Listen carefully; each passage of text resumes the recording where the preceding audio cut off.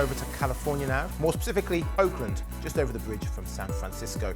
Oakland is home to this clip, which has been doing the rounds of a teenager stealing 49 iPhones from an Apple store worth a total of $49,230. In the clip, the thief passes 2 police cars and no one intercepts him. Elsewhere in Oakland, a restaurant has been hit by so many robberies, they're considering shutting down. Employees at Cybell's Pizza along Fruitvale Avenue in Oakland's Diamond District have resorted to defending themselves after the most recent robbery Friday. They went into my shop yesterday around 10:30 p.m. They tried to steal the register. Another of my 2 employees, he grabbed the hammer and he threw it to his foot so they can leave. He came into the shop again and they were like trying to catch them. They were very, very brave. Owner Elizabeth Sanchez says this is just one of 4 break-in robberies at their Oakland location this year. Gavin Newsom, the California governor, signed a law in 2021 that de facto legalized looting, at least up to the value of $950. In fact, earlier this month, Newsom got on the wrong side of an employee at a Target store. He's attracted humiliation online for this interview.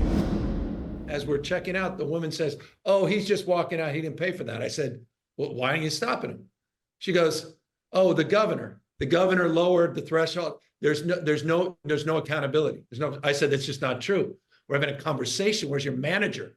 How are you blaming the governor?" Governor Newsom, oblivious?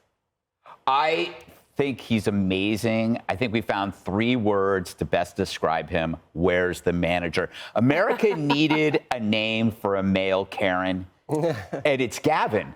Gavin is such a great name for a male Karen. This is just one city, but it does tell a broader story about urban America, where criminals can be so brazen about committing crimes that they can commit quite literal daylight robbery. Guys, I mean, yeah, this is Oakland, but I see this in London. I see this here in the UK too. Yeah, I mean, when you effectively decriminalize something based on the value of how much you've taken, you give these criminals a reason to do it. I mean, I think people are not looking at kind of the wider societal implications of this. If you expect the rest of us to be law-abiding citizens, but people can go around looting stores and looting restaurants and all of that and get away with it, at some point, people are going to say, actually, if they don't have to follow the rules, neither will I. And it's when that switch that switch flips, that's when you have real anarchy. Because people are going to say, why do I have to pay for parking fines? And why do I have to, follow the rules? And why do I have to, in a case like the US, why do I have to conceal and not carry my gun or whatever? These are the fundamental questions that nobody is considering. Yes, okay, don't encourage this sort of antisocial behavior. But actually, it's a lot deeper than that, which is the rest of us, for some reason, have to be law-abiding citizens, but these thugs don't. And I think that's what people don't understand. Yeah, I've been in shops where people have shoplifted, and the most annoying thing is I'm stood in a queue to pay. And they're already out the door by the time. And when I eventually get there, the upper limit on contactless payment, 100 quid.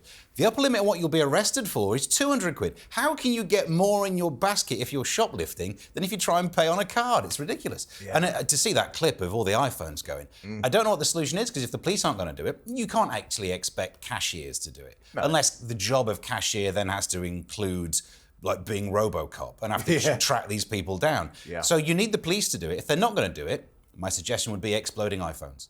If like 1 in every 500 exploded, you wouldn't nick so many. Do you know what I mean? Yeah. And then if the police aren't going to do anything about shoplifting, they shouldn't do anything about exploding iPhones that take off an arm. It's not shoplifting, because they're doing it. They're not even trying to hide it. They're literally picking it up and walking out of the store. They're not trying to conceal it. That is, by definition, shoplifting. No, it's just theft. It's shoplifting. Because the thing is, it's just flat out theft, right? Shoplifters at least try and conceal what they're stealing. No, seriously, because you. Okay, but Esther, the legal definition, that is literally shoplifting. Okay, fine, yes, but I mean, for me, it's just it's a 5-finger discount, really. I wouldn't be generous to say that it's shoplifting. Okay, but look at Apple is a $1 billion company. They could afford to have ex-Marines guarding their stores. If they had proper big old guys stood in there, this wouldn't be happening. Well, but the thing is, they're paying taxes and expecting the state to protect them. I mean, we have a tacit agreement. That's why we pay taxes. That's why we live as law-abiding citizens. Then why do you have locks on doors then?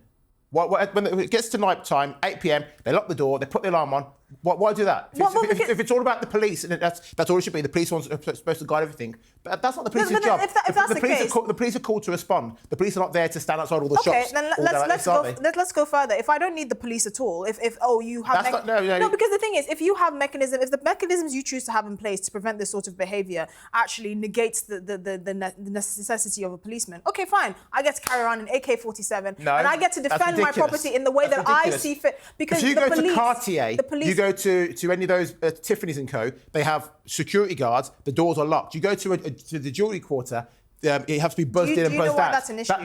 They have that in place because the things they have there are of such value that they have the best and most extreme security. Do you know why that's an issue? There's two reasons why that's an issue. Firstly, when Apple is looking to cut staff, they're not going to be looking at the security men that they're trying to cut. They're going to be looking at the cleaners or the people that are but that's what I'm saying. Apple don't need to. It would affect, it will, because it'll still affect their bottom line. They still have to pay for security. And also, you're not talking about the smaller shops. The shop that we saw there wasn't just an Apple shop. We saw a lady who owns a restaurant, just like a corner shop here in London. Yeah. And that can't afford security. So what are these small shop owners supposed to do? I'm not talking about the small shops. So it's okay if it's not a small shop. The fact is, that small shop, they probably can't afford to have. So what are they supposed to do?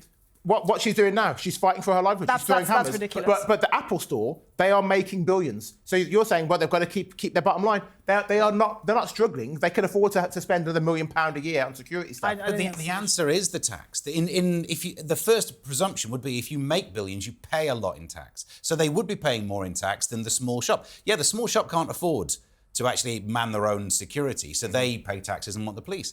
Well, the big companies shouldn't be finding ways to pay about £3.50 in tax, because then they'd contribute to society, you'd have a better police force. That's where the problem comes. But also, there's also the issue of you're encouraging a certain kind of violence. Like I often say, you can go and nick stuff from a Harrods and whatever, and most people will say, oh, but it's Harrods, they're fine. You go and nick stuff from a corner shop in Tottenham, and you have Mahmoud and the Mandem following you and beating you up. You're going to actually start seeing greater levels of inner city violence, because actually, if you're saying, okay, you have to take the law into your own hands, or this is not an issue that's big enough for the police, you will start seeing a bunch of toothless thugs in these streets because they're going to be knocking on the wrong door at the wrong time. And that's what's going to happen. Still unfair for Apple, which I believe employ geniuses who tend to be nerds. They wouldn't fight. You can't fight the way out of a paper bag. Don't make them do it. No. I mean, look, at the end of the day, the only way to deal with this is to actually police it, to enforce the law, and also to change the culture. And it's a twofold thing. How do you change the culture when, actually calling these people thugs and criminals is seen as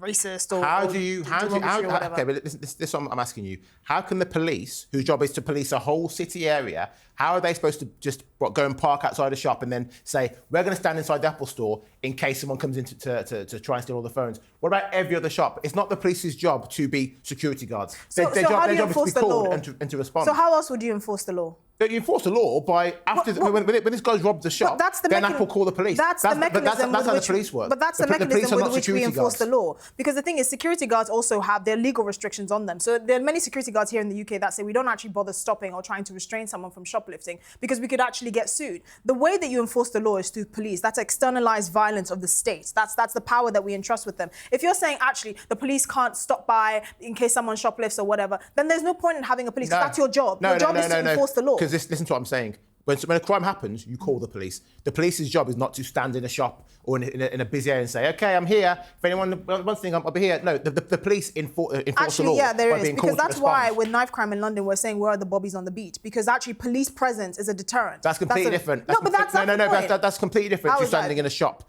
Because that's about an area. That's not about standing in one shop. So being... No, you've lost the argument, Esther. I think it's germane to say in that clip, if you watch it again, he runs past a police car. There was one parked outside. There was one parked outside. Sometimes that randomly happens. But also you follow up on crimes. I mean, we live in a world where you can get some high-def CCTV where all filmed from every unflattering to bald men angles all the time. You get that footage of someone who's just nicked some iPhones and sent, they'll do nothing. Yeah. So if the police aren't going to follow up on crimes either, if they nick stuff that's less than 200 quid, then they're not doing their job. So even if they don't have to be at the shop ready to catch you, they won't follow up on the crime anyway. So, well, you know what, Steve and Esther? You're both wrong. Let's leave it there.